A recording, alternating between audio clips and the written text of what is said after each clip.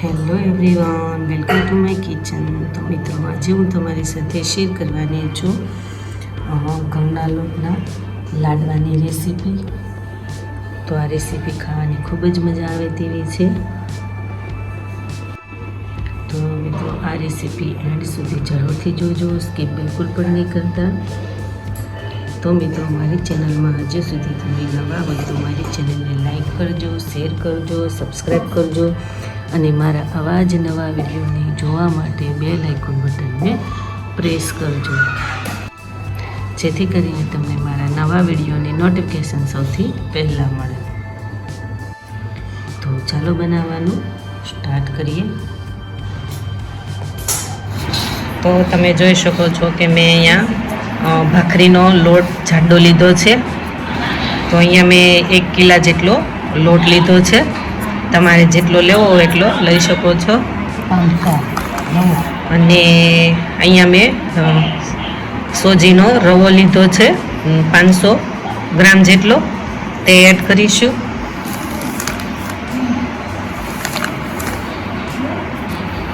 રવો એડ કરવાથી આપણા જે લાડવા છે તે ખૂબ સરસ બને છે।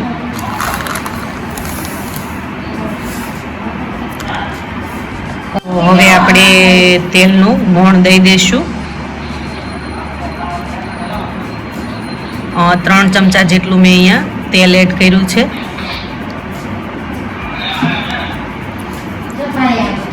તો આ રીતના મિક્સ કરી લેશું।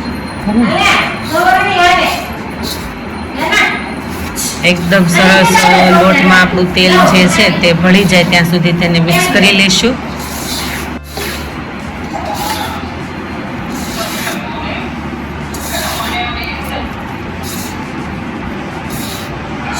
અહીંયા મેં ગરમ પાણી કરી લીધું છે, તે એડ કરી દઈશું અને એકદમ સરસ એવો આપણે લોટ બાંધી લઈશું। ગરમ પાણી કરી અને લોટ બાંધવાથી આપણા લાડવા છે તે એકદમ સરસ છૂટા છૂટા થાય છે। તો લોટને આપણે આ રીતના પાણી થોડું થોડું એડ કરતા જઈશું અને લોટ એકદમ સરસ કઠણ એવો આપણે બાંધી લઈશું।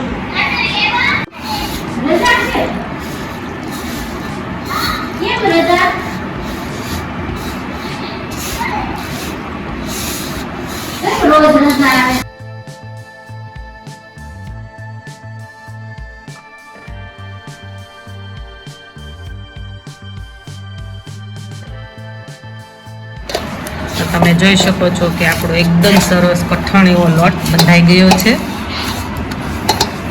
એકદમ તેને આપણે મસળી લેવાનો છે।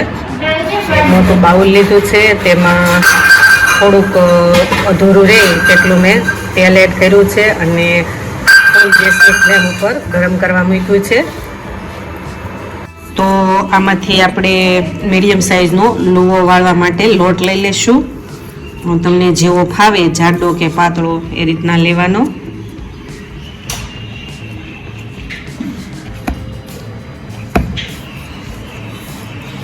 તો આ રીતના પહેલાં થોડું વણી લઈશું અને લુવો વાળીશું।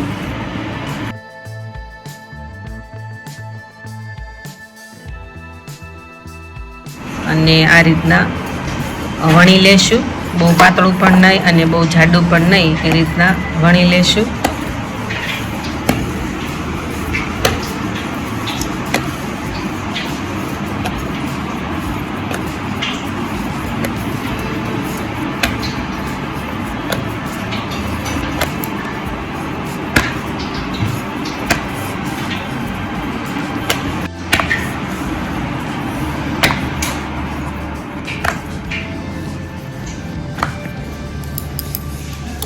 તો હવે તેના આપણે છરીના મદદથી 4 ભાગ પાડી લેશું।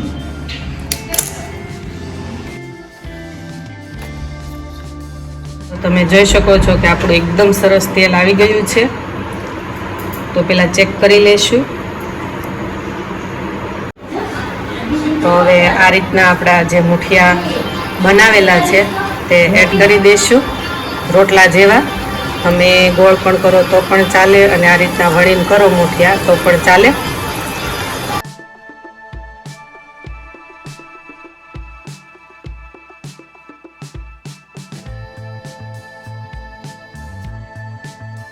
તો આ રીતના આપણે એકદમ સરસ બદામી રંગના થાય ત્યાં સુધી તળાવા દઈશું અને તેની જે સાઈડ છે તે આપણે ચેન્જ કરી લેશું.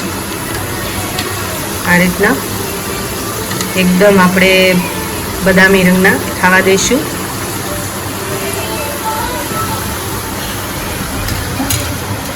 તો ફરીવાર તેની જે સાઈડ છે તે આપણે ચેન્જ કરી લઈશું.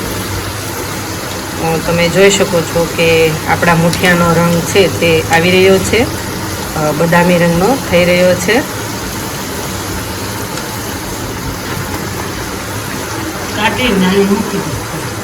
તો હવે તે બદામી રંગના થઈ ગયા છે, તો આપણે તેને લઈ લઈશું એક બાઉલમાં.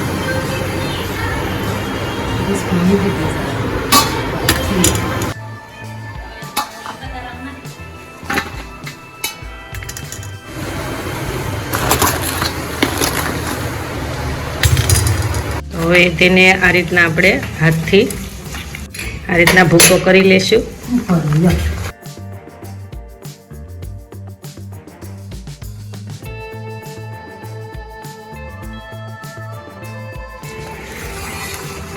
બધા જ મુઠિયાને આપણે આ રીતના નાના નાના કટકા કરી લઈશું.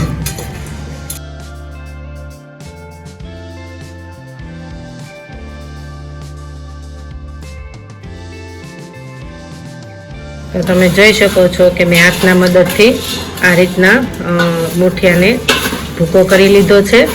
તો આ મિક્સરના બાઉલ લઈશું અને તેમાં થોડુંક અધૂરું રહે તેનો ભૂકો એડ કરીશું અને મિક્સરના મદદથી તેને ક્રશ કરી લેશું.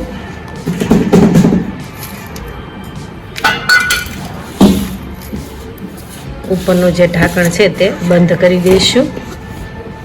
તો આ રીતના મિક્સરમાં ક્રશ કરી લેશું.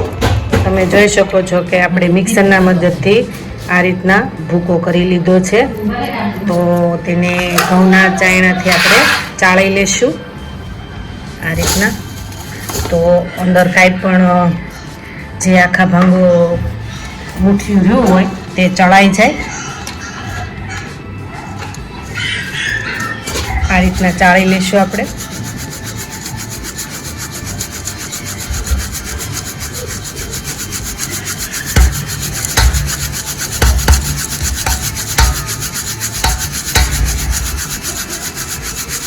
તો તમે જોઈ શકો છો કે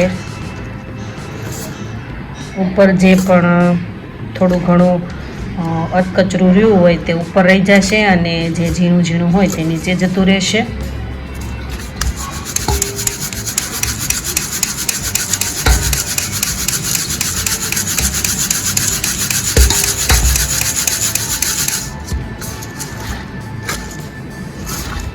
તો જે ઉપર જે અધકચરું જે ભૂકો રહ્યો છે તેને આપણે ફરીવાર ક્રશ કરી લઈશું.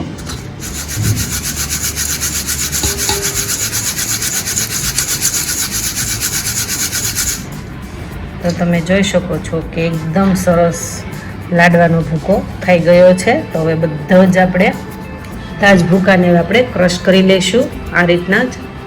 તો તમે જોઈ શકો છો કે મેં અહીંયા ખાંડનો ભૂકો મિક્સરના મદદથી કરી લીધો છે. મેં 500 ગ્રામ જેટલી ખાંડ લીધી હતી, તેને મેં મિક્સરમાં ક્રશ કરી લીધી છે. એકદમ સરસ ઝીણો ભૂકો કરી લીધો છે. 2 કિલો ભૂકો.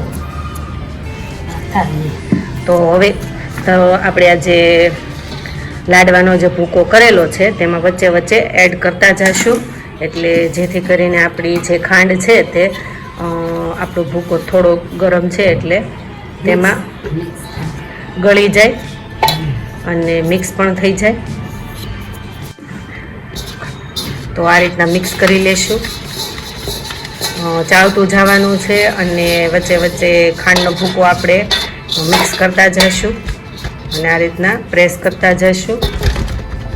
તો એલચીનો ભૂકો મેં અંદર એડ કરી દીધો છે, તે પણ મિક્સ કરી લેશું. તો અહીંયા મેં 500 ગ્રામ જેટલું ઘી લીધું છે, તેને મેં ગરમ કરી લીધું છે.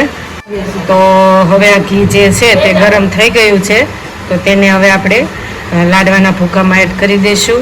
જે આપણું ઘી ગરમ કરેલું હતું તે આમાં એડ કરીશું અને મિક્સ કરતા જઈશું આ રીતના.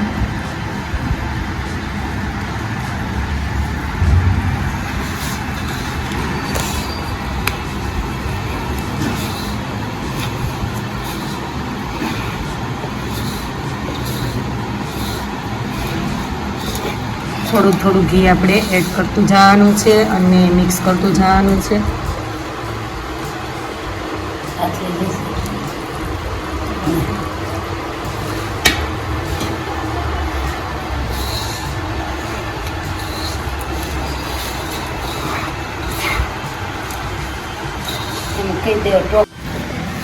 તો આપણો ભૂકો છે તે એકદમ સરસ ઘીમાં મિક્સ થઈ ગયો છે. તમારે આમાં ટોપરું કે ડ્રાય ફ્રૂટ એડ કરવા હોય તો તમે કરી શકો છો. તો હવે તેને આપણે એકદમ સરસ ગોળ એવા લાડવા વાળી લઈશું. તો આ રીતના બીબામાં આપણે લાડવાનો માવો ભરી લઈશું અને આ રીતના અંગૂઠાના મદદથી પ્રેસ કરી લઈશું અને ડીશમાં આ રીતના આપણે લાડવો પાડી લઈશું. તમે જોઈ શકો છો કે આપણા લાડવા એકદમ સરસ એવા ડિઝાઇનવાળા પડી ગયા છે. તો આવા બધા જ લાડવા આપણે બનાવી લઈશું બીબાના મદદથી. મિત્રો તમે જોઈ શકો છો કે આપણા લાડવાની રેસીપી એકદમ સરસ એવી બનીને રેડી થઈ ગઈ છે. તો આ રેસીપી ખાવાની ખૂબ જ મજા આવે તેવી છે. નાના બાળકોથી લઈ અને મોટા વ્યક્તિઓને પણ ખૂબ જ ભાવે તેવી આ રેસીપી છે, એકદમ ટેસ્ટી એવી. તો મિત્રો હવે નવા વિડીયો સાથે ફરી મળીશું. Thank you for watching.